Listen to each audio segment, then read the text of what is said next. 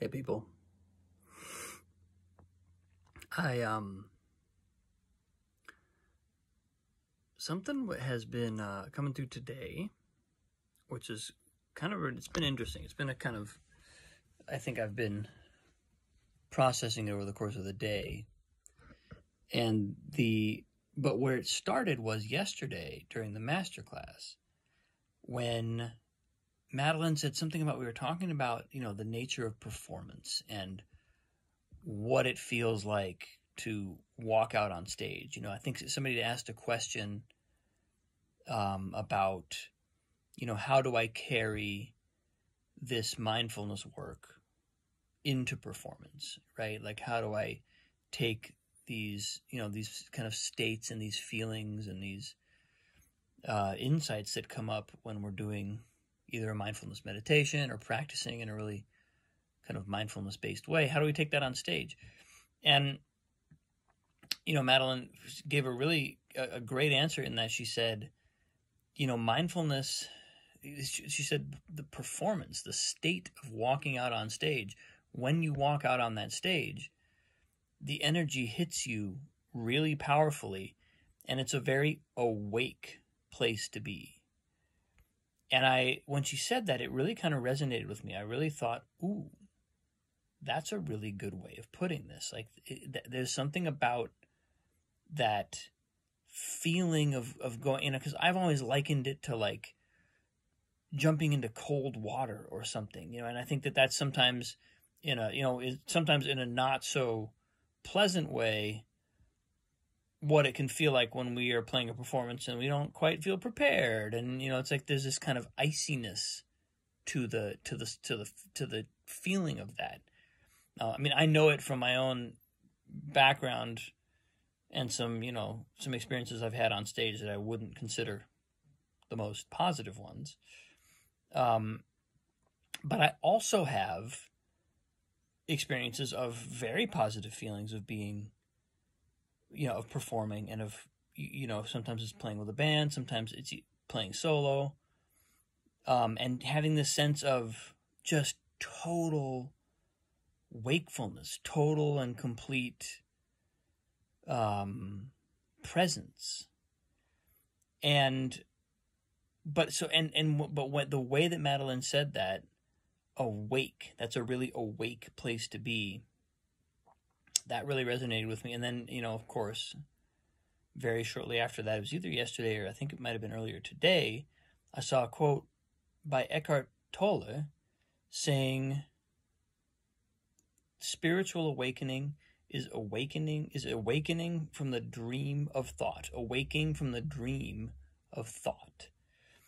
And that really resonated with me, because I was like, whoa, okay. Like, again, this is something that it's a familiar concept to me, but there's a really nice image in that of our thoughts being this mesmerizing treadmill that we're on. It's like we live our life in our thoughts, in our mind, and letting that go, or even just realizing that's not reality. Just seeing for a moment or for a period of time, the rest of our lives maybe, that's not reality. That's a great way of defining it. Like, the spiritual awakening is awaking from the dream of thought, and you really realize, like, that's what it is. That's what thought is. Unless it's like from a very enlightened place, unless we're employing thought in a really conscious, really deliberate way, thought really is kind of this like mesmerizing, hypnotic. It's like we're hypnotized by our own minds. We talk about being hypnotized by a hypnotist, but we're already hypnotized. 99% of us are already hypnotized. And so, and I think that that's one of the things about performance that feels so kind of intense, because we walk out onto that stage and all of a sudden the hypnosis of our own thoughts becomes apparent, and or it sort of gets cast, it sort of becomes reframed, recontextualized in a totally new way when we realize, oh, none of those thoughts matter out here. None of that mesmerizing, hypnotized story that I tell myself matters when I step out onto stage and I have, however many people looking at me, and I'm here to share a piece of music, here to give something on a deep level and on a meaningful way. It's like, bam, it just clears all the clutter instantly from our mind.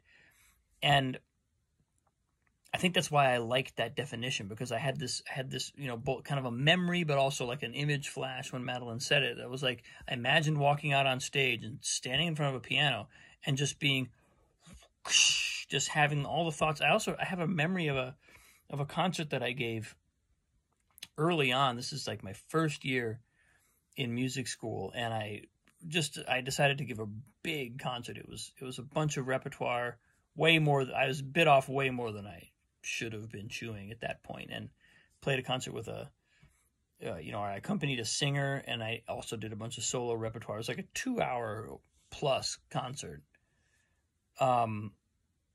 And I remember practicing at the time as hard as I knew how. I put all the effort into it that I knew how, but I was still very much hypnotized by my thoughts. I was still very much in that, in the way that I think as a young artist, it can often be the case. You're practicing, you think you're practicing, but you're really still kind of trapped in your own thoughts.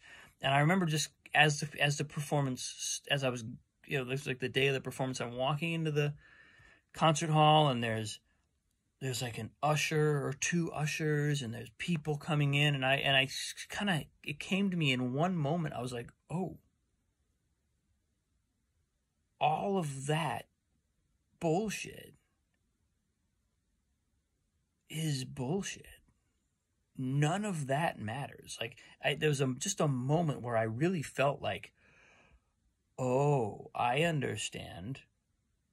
Yeah, I see that self-hypnosis is actually really not the point here. Any way in which I sort of allowed myself to be drawn, for my awareness to be drawn out of the music and off of what I was doing and into my thinking about it, is not preparation. That's like losing the plot in a way.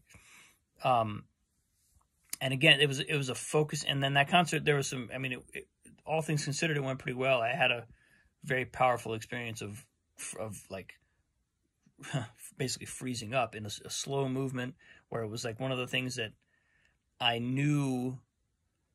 thought I knew. It was one of the parts of a Bach piece, of course, that I had been practicing, and it had some tricky sections in it, and all the tricky sections I'd practiced really, really well with this slow movement, because it was relatively technically easy. I hadn't practiced it enough, and whoosh, just went out of my brain.